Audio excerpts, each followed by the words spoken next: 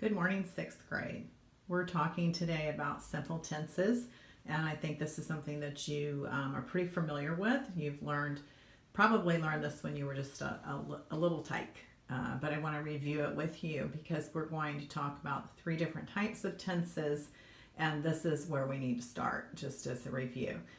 The simple tenses are the simple present, the simple past, and the simple future. First thing to remember is that the word tense means time. So it's the time that's being expressed of when the action of the verb or state of being of the verb is taking place in a sentence.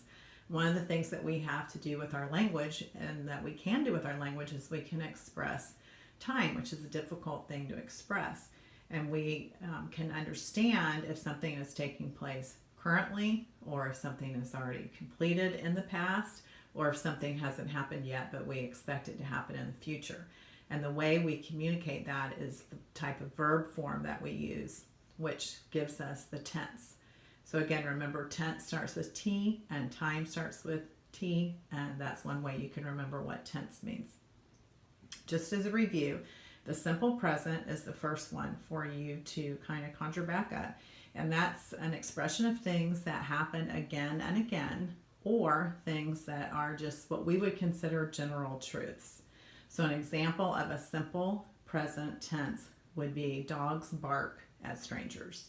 The word bark is your action verb, and that is currently going on at the time that this is being expressed. It's a general truth about dogs that dogs bark at strangers, or you could just say that it's something that happens over and over and over again. You could say something to the effect that babies cry when they are startled. Okay, so the word cry, C-R-Y, in that sentence is also a simple present tense.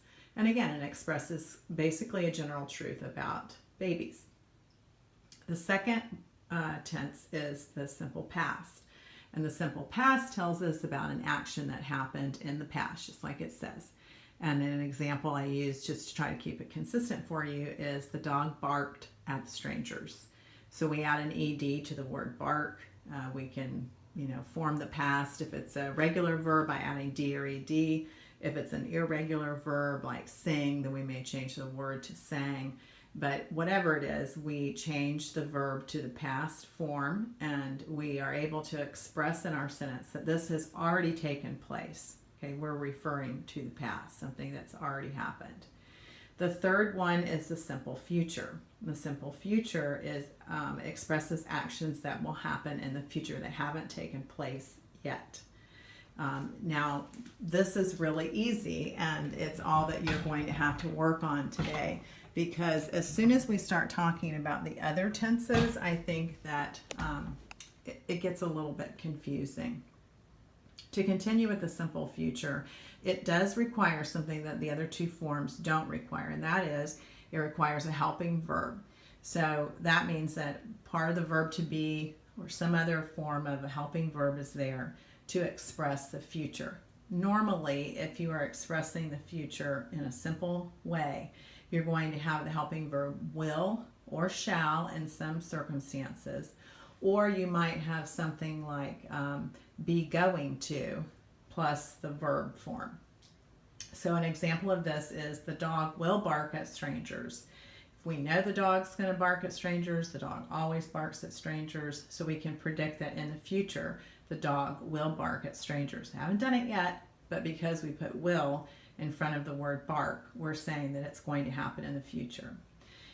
Another way to say this, and of course we've pluralized the subject in the second example, the dogs are going to bark at strangers. So if you have more than one dog at your house and someone comes and knocks on your door, you're saying this to somebody before they even get there. The dogs are going to bark at strangers. Okay? So again, these are just very, very simple expressions of tense. Something that I know that you're familiar with, that you've learned when you were probably in second and third grade, but I wanted to review them before we get into the progressive form of tenses and the perfected form of tenses.